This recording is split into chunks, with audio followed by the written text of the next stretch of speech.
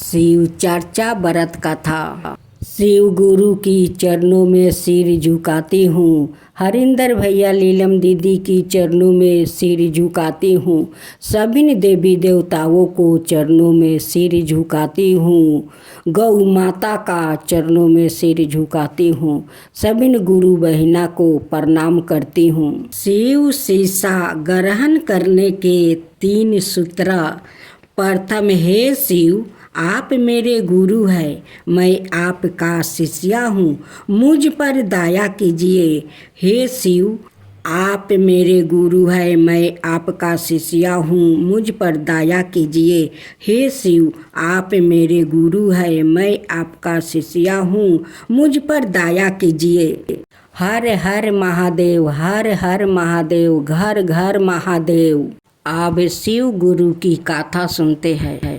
ऐसा कहना आसान है लेकिन समझना कठिन है। जगत गुरु का आदि पद शोषभीत करने वाले जनप्रिया देवाधिदेव आज सवाए परिणामदायी गुरु का काम करते हैं। ऐसे तो घर घर में भगवान शिव पूजित है, लेकिन जन समयान ने उनके गुरु स्वरूप का चिंतन करने का प्रयास नहीं किया। जिन व्याकितों ने अंधविश्वास में भी शिव को गुरु बनाया, उन लोगों ने परिणाम पाया। आप भी महागुरु शिव के शीशा बनकर अध्यात्म की कुंजी प्राप्ति कर सकते हैं। जिस समय सबतर केवल अंधकार ही अंधकार था, ना सूर्या दिखती थी ना चंद्रमा, ग्रहण नक्षत्र का कहीं पता नहीं था, ना दिन होता था और ना रात। पृथ्वी जल और वायु की भी साता नहीं थी। उस समय एकमात्र शुद्ध ब्रह्मा अर्थात सदाशिव के ही साता विद्यमान थी, जो अनादि और चिंतन में कहीं जाती है। उन्हीं के भगवान सदाशिव को वेद पुराण और उपनिषद और शांत महात्मा आदि ईश्वर और सबर लोक परमेश्वर कहते हैं। एक बार भगवान शिव के मन में दृष्टि रचने की इच्छा हुई। उन्होंने सोचा कि मैं एक से अनेक हो जाऊं। यह विचार आते ही सबसे पहले परमेश्वर शिव ने अपनी पराशक्ति अंबिका को प्रकट किया और उनसे कहा कि हमें दृष्टि के लिए किसी दूसरे पुरुष का सृजन करना चाहिए, जिसके कंधे पर सृष्टि संचालन का महान भार रख कर हमें आनंद पूर्वक विचारण कर सके।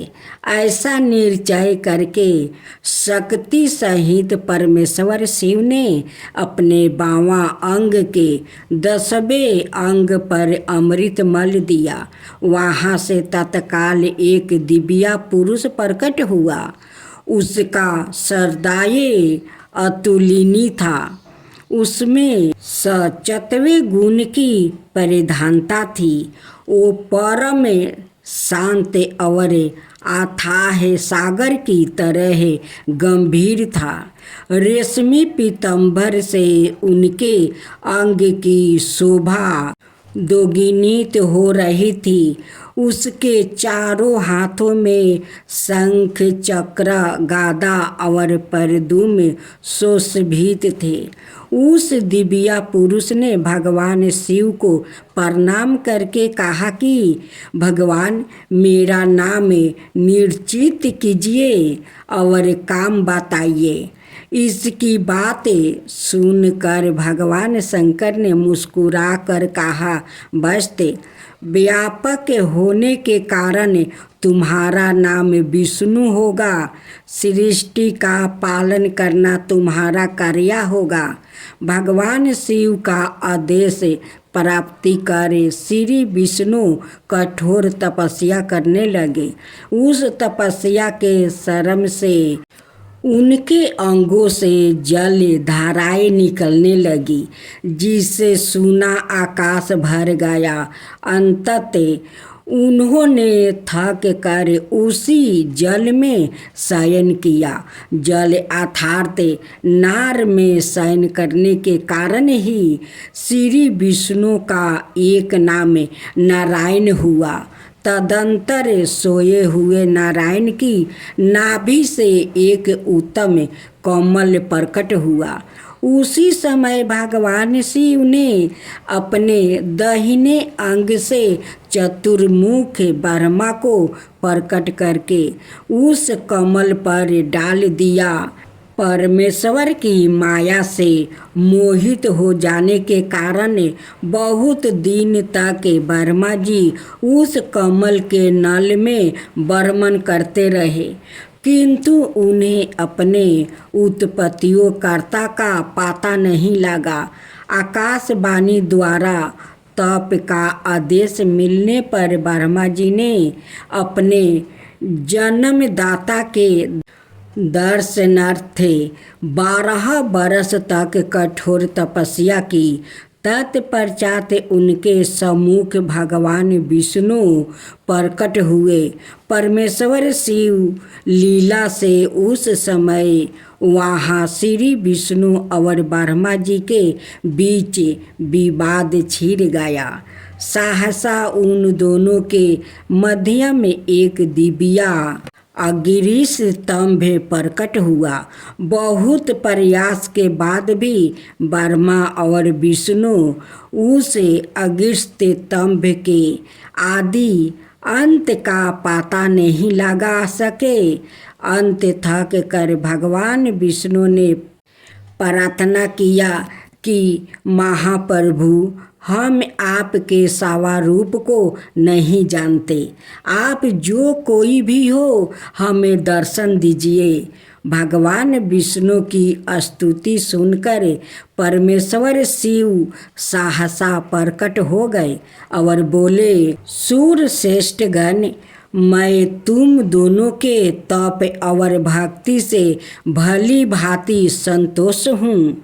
ब्रह्मा, तुम मेरी आज्ञा से जगत की सृष्टि करो और बसते विष्णु तुम इस चराचर जगत का पालन करो। तदंतर परमेश्वर शिव ने अपने हृदय भाग से रुद्रा को प्रकट किया और उन्हें संहार का दायित्व सौंप कर वही अंतर्ध्यान हो गए। भगवान शिव का फल पाना है तो उनकी जागरण करे और ध्यान करे और उनकी फल पाए। कपिलपुरी में यज्ञदत्त नाम का एक ब्राह्मण रहता था। उससे एक पुत्र पैदा हुआ जिसका नाम उसने गुणनिधि रखा। बालक 12 बुद्धिमान और चतुर था। 8 बरस की छोटी सी आहु में ही उसने बहुत सी विद्याओं सीख ली थी, परंतु वो कुकर्मों में पड़कर अपने धर्म और कर्म से भटक गया। वो जुआरू बन गया। खेल कूद में संगन और गाने बजाने वालों का साथी बन गया। उसने बहुत जल्दी ही अपने पिता की कमाई लुटा दिया। उसकी माता उसे रोकती थी, परंतु प्रेम के कारण उसके संबंध में उसके पिता से कुछ नहीं बताती थी। पुत्र चाहे कितना ही बुरा हो, परंतु माता कभी उसका बुरा नहीं चाहती है। यज्ञदत्त जब कभी भी घर आकर अपनी पत्नी से गुणनिधि के बारे में पूछता कि इस समय गुणनिधि कहाँ है, तो वो सादा झूठ बोल देती थी और कह देती कि घर से बाहर गया हुआ है। यह तो वो कहीं स्नादि कर रहा होगा या देव मंदिर में बैठकर भगवान का पूजन कर रहा होगा और असली भेद नहीं जानते हुए उसने गिरहे सूत्र के अनुसार गुणनिधि का विवाह भी करवा दिया। विवाह हो जाने के पश्चात यज्ञदत्त की पत्नी सादा पुत्र को समझाती कि तुम्हारे पिता बड़े महात्मा हैं, जब उनको तुम्हारे बारे में मालूम होगा तो इसके लिए तुम्हें और मुझे दोनों को दंड देंगे। तुम्हारा कुल बड़ा पवित्र है, फिर तुम यह बुरा काम क्यों करते हो? मेरे बच्चे, तुम्हारा कल्याण इस बुरे कर्मों के छोड़ देने ही में है, परंतु गुण निधि पर माँ के समझाने का कुछ भी परवाह ना पड़ता। एक दिन उसने पिता की औंठी चुरा कर किसी जुआरू को दे दिया। जब यज्ञदत्त ने उस जुआरू से पूछा कि यह औंठी उसके हाथ में कैसे आई है, तो जुआरू ने यज्ञदत्त से कहा कि उसने उनकी औंठी नहीं चुराई। यज्ञदत्त ने जुआरू की बात सुनकर कहा, सुनो लाला, यह औंठी मेरी है और मुझे राजा के यहाँ से मिली है। तुम झूठ बोलकर इसे अपनी ना बनाओ, परंतु यह बताओ कि यह औंठी तुम्हारे पास कैसे आई है। यज्ञदत्त की बात सुनकर जुआरू को क्रोध आ गया और उसने गरज कर कहा, जो सच सुनना चाहते हो तो ध्यान पूर्वक सुनो। यह औंठी तुम्हारे पुत्र गुणनिधि ने मेरे पास जुए में हारी है। उसने यही औंठी ही जुए में नहीं हारी है, बल्कि आज तक जुए में बहुत से साधन चोरा कर हारा है। आप जितने ही सज्जन साधु धर्मात्मा है, आपका पुत्र उतना ही बड़ा बदमाश है। आप इतने बड़े विद्वान होते हुए भी आज तक अपने पुत्र की करतूतों को नहीं जान सके। जुआरू की बात सुनकर यज्ञदत्त का लाज के मारे बुरा हाल हो गया। लाज के मारे वो मुंह ढाके हुए और सिर झुकाए हुए अपने घर पहुंचा और घर आने के साथ ही अपनी पत्नी से पूछा कि गुणनिधि कहाँ है और वो औंठी कहाँ है जो कि उस दिन तूने झपट कर मेरे हाथ से ले ली थी। यज्ञदत्त की बात सुनकर उसकी पत्नी ने उत्तर दिया, वो औंठी मैंने कहीं राख दी है, लेकिन अब मुझे याद नहीं आ रहा कि कहाँ राख दिया है।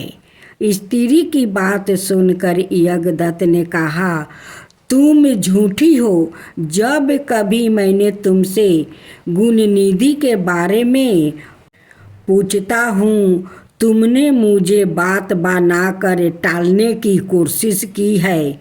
अच्छा, तुम औंठी की बात जाने दो और मुझे बताओ कि घर का अनाए बहुमूल्य सामान कहाँ है। ना जाने मेरे किन पापों के कारण मेरे यहाँ ऐसा पुत्र उत्पन्न हुआ है। फिर जब उसने घर का दूसरा कीमती सामान देखा तो मालूम हुआ कि सब बहुमूल्य वस्तुओं गायब है। तब यज्ञदत्त ने हाथ में जल लेकर पत्नी और पुत्र को तिलांजलि दे दिया और एक ब्राह्मण की कन्या अपना दूसरा विवाह भी कर लिया। जब गुण निधि को मालूम हुआ कि उसके पिता पर सारा भेद खुल गया है और उसकी माँ को तिला जली दे दिया है, तो उसको बड़ा दुख हुआ। वो अपनी करनी पर पछताने लगा। वो भूखे प्यासे एक शिव मंदिर के पास आकर बैठ गया। उस दिन शिवरात्रि का व्रत था। लोग ने शिव का पूजन किया, फिर तरह तरह के पकवान और समग्रही ऊपर चढ़ाई। जब लोग भगवान का पूजन आदि करके मंदिर में ही सो गया तो गुणनिधि मंदिर के भीतर प्रवेश किया और खाने पीने का सामान उठाकर बाहर की ओर भागा, मगर चलते चलते उसके पैर एक सोते हुए शिव भक्त से टकरा गया। फिर क्या था, उस भक्त ने चोर चोर का शब्दों सुनकर सभी लोग जागे उठे और दौड़ते हुए गुणनिधि का पीछा किया। बहुत से नागरिक भी उन भक्तों के साथ मिल गया। अंत में उन लोगों ने दौड़ते हुए गुणनिधि को पकड़ लिया और सबने मिलकर उसको ऐसा मारा कि वो मर गया। उसके मरने के साथ ही यमदूत ने आकर उसे घेर लिया और निर्दयता पूर्वक उसे मारने लगे। उधर भगवान सदाशिव ने अपने गणों से कहा, गुणनिधि बड़ा पापी, दुराचारी और कुकर्मी है, फिर भी उसने शिवरात्रि का व्रत राख कर जागरण किया है, हमारे पूजन को देखा है, हमारे दर्शन किया है। दीपक से लिंग के शरीर पर गिरती हुई छाया को इसने निवारण किया है। रात्रि में अपना वस्तु फाड़ कर उसमें बत्ती डाली है। प्रसंग बस इसने हमारे गुणों का स्मरण किया है और ऐसे ही और धर्म कार्य किया है। अत वो हमारे लोक को आएगा। उसके पश्चात वो कलिंग देश का राजा होगा। तुम लोग वहाँ आकर गुणनिधि को यमदूत के बंधन से मुक्ति करो, क्योंकि हमने उसे अपना लिया है। अतएव भगवान श्री सदाशिव की आज्ञा पाकर विमान पर बैठकर शूलधारी उसके पार्षद भी घटना स्थल पर आ पहुँचे और बोले, यमराज के गणों, तुम अब इस परम धर्मात्मा ब्राह्मण को छोड़ दो, क्योंकि अब इसमें कोई पाप शेष नहीं रहा है। यमदूत ने भगवान श्री सदाशिव पार्षदों से कहा, यह तो आपकी आज्ञा हमारे लिए सिर माथे पर है, मगर यह तो दुष्ट महापापी कुकर्मी मांस और मदिरा का प्रयोग करने वाला पर स्त्री और वेश्यागमी है और माता पिता की आज्ञा ना मानने वाला चोर और जुआरू है। हम लोग इसलिए इसको ले जा रहे हैं। यमदूत की बात सुनकर शिव के पार्षद ने कहा, तुम मूर्ख हो, यह ब्राह्मण पापी नहीं है। इसका सबसे बड़ा धर्म तो यह है कि इसने पुरान कपड़ा जलाकर शिवालय में प्रकाश किया, रात्रि भर जागरण किया है। अस्थिर चित से शिवालय के द्वार पर बैठकर इसने भगवान श्री सदाशिव के पूजन को देखा है और हरि कीर्तन को सुना है। इसलिए भगवान श्री सदाशिव की इच्छा अनुसार यह राजा बनाया जाएगा। और इस प्रकार कहने के पश्चात भगवान श्री सदाशिव के पार्षद गुणनिधि को अपने साथ ले गया। यमदूतों से मुक्ति पाकर गुणनिधि भगवान श्री सदाशिव के पार्षद के साथ विमान पर चढ़कर शिवलोक को गया। यमदूत ने जाकर सारा वृत्तांत यमराज से कहा, जिसे सुनकर यमराज ने कहा, जो व्याकुत भस्म रमाये हुए हो, रुद्राक्ष की माला धारण किए हो, शिवलिंग का पूजन करता हो, श्री सदाशिव के गुणों का गान करता हो, छल से ही सही उसके पास बिल्कुल ना जाओ। यमराज ने भगवान श्री सदाशिव को प्रणाम करके कहा, आप इस अनजाने दोष को क्षमा कर दे। अब सुने शिव भक्ति की सच्ची शक्ति। सूरप्रिया नाम का एक बड़ा धर्मात्मा और सदाचारी वेश्या था। वो भगवान शिव का अनाय भक्त था। वो निरंतर उनके आराधना, पूजा और ध्यान में वो लीन रहता था।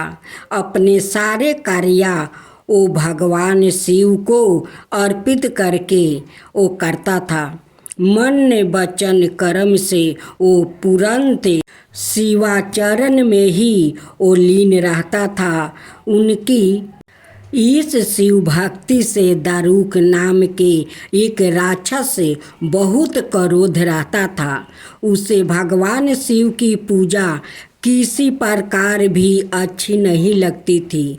वो निरंतर इस बात का प्रयत्न किया करता था कि उसे सूरप्रिया की पूजा अर्चना में विघ्न कैसे पहुँचे।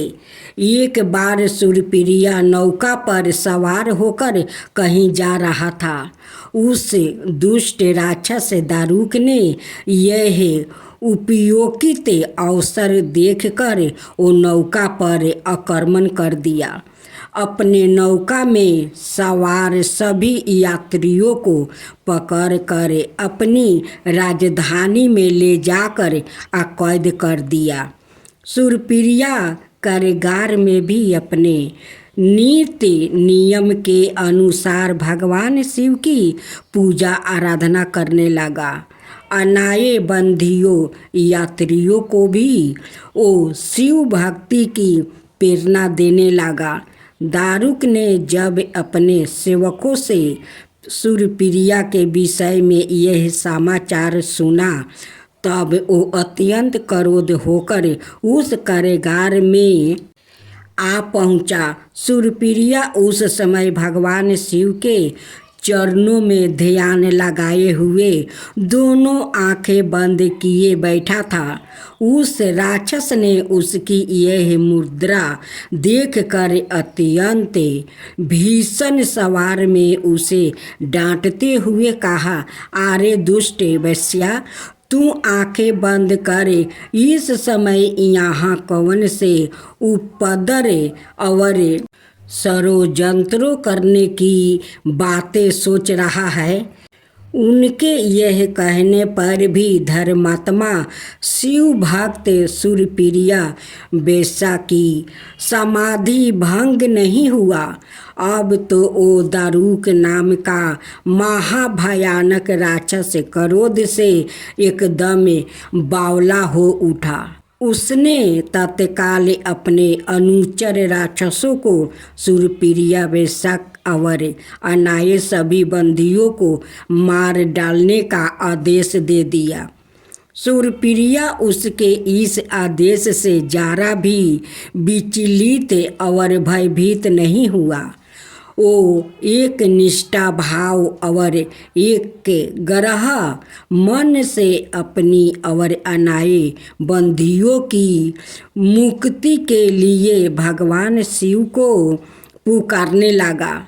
उसे यह पूर्ण विश्वास था कि मेरी आराधना भगवान शिव जी इस विपत्ति से मुझे अवश्य ही छुटकारा दिलाएंगे। उसकी प्रार्थना सुनकर भगवान शंकर जी तत्क्षण उस कारागार में एक ऊंचे स्थान में एक चमकते हुए सिंहासन पर स्थित होकर ज्योतिर्लिंग के रूप में प्रकट हो गए। उन्होंने इस प्रकार सूर्यप्रिया को दर्शन देकर उसे अपना पशुपत अस्त्र भी प्रदान किया।